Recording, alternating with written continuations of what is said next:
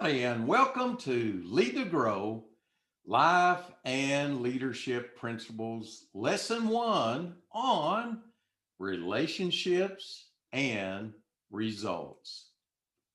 In Lesson 1, we will be discussing that leadership is not a function of titles, it is a function of relationships. Effective leaders never lose sight of the fundamental importance of their need to oversee their team's drive for results.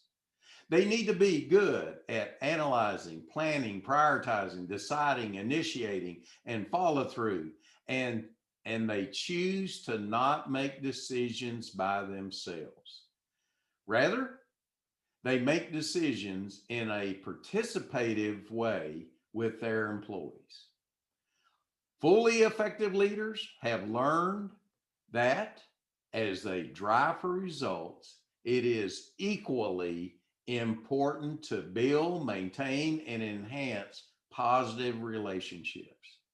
It's a matter of all teammates banding together with mutual respect, trust, understanding, and commitment to the organization's goals. This is why leadership is not a function of titles, it is a function of relationships. These leaders must be able to identify, select, coach, guide, support, and motivate people so they can achieve continual improvement. Perhaps most importantly, leaders must relate with employees in ways that will help them feel good about themselves, their work, and their organization.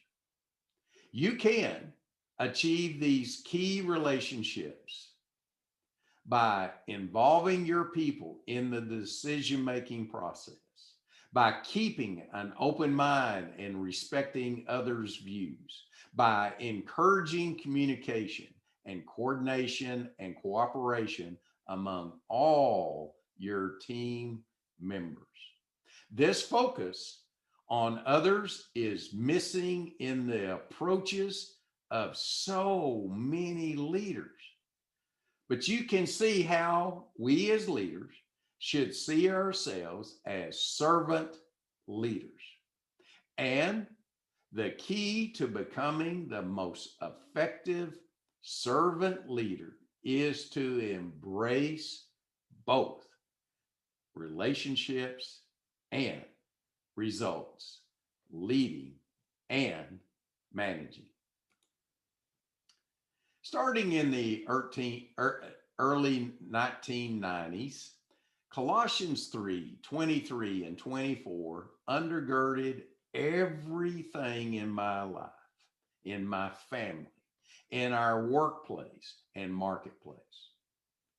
As you can see, it says, whatever you do, be it if it's at church, at work, at a convenience store, out on the soccer field, or at Target.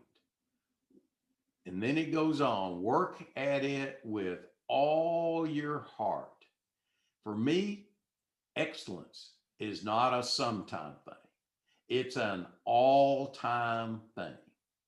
Then it goes on to say, as working for the Lord, not for men.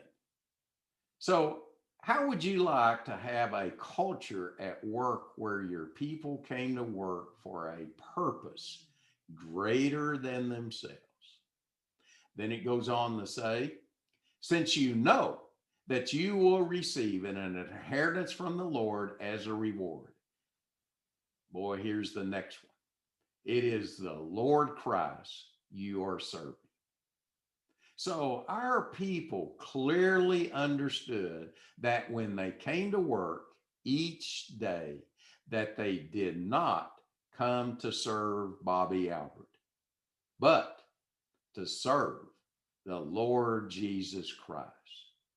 Can you see yourself getting up and going to work each day with joy in your heart, saying, I'm going to worship the Lord today?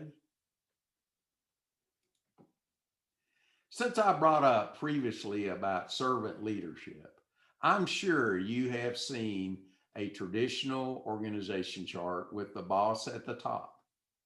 We had we had one of these to show people the organization's different roles and responsibilities. However, many years ago, I also created an upside down organization chart with me as the boss at the bottom. And it was my responsibility to equip, develop, and serve the leadership team. And it was the leadership team responsibility to equip, develop, and serve supervisors and so forth, all way up to the frontline people. Jesus told his disciples in Matthew 20:28, when he said, the Son of Man came not to be served, but to serve. Our employees clearly understood that at the top of our organization chart was the customer.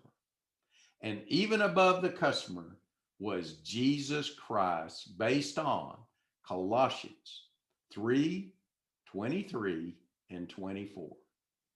So when we internally served each other well, we serve the customer well, and therefore we serve Jesus Christ well.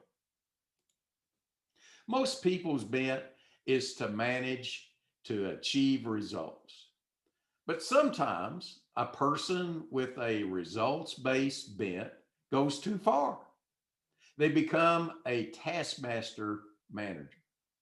These managers have good intentions and tend to think that the drive for results is the solution to everything.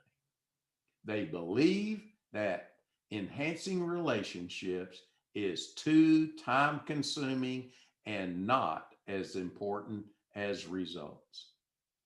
On the other hand, some people's bent is to manage relationships.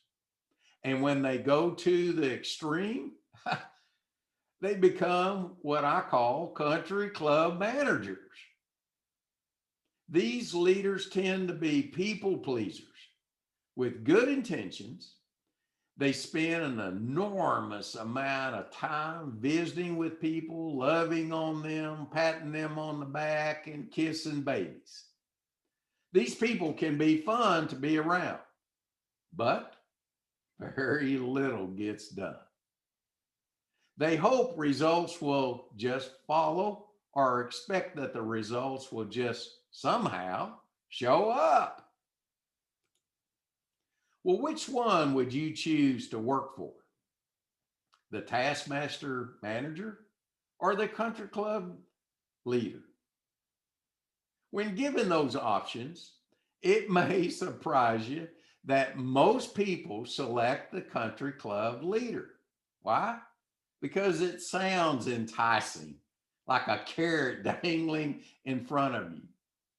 However, I've observed most people will quit a country club leader much sooner than a taskmaster manager. Why? Because deep inside of us is a yearning to accomplish something worthwhile. If I came home after work for the country club leader and my wife asked me, what did I do for that day? I would stutter and look confused because I would not be able to tell her what I did accomplish. I'd probably respond, well, I had fun at work, but I got little done for the day.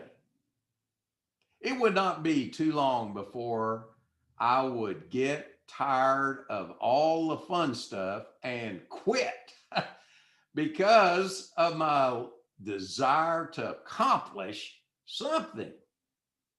On the flip side, If I came home after working for the Taskmaster manager and my wife asked me, well, what had I done that day?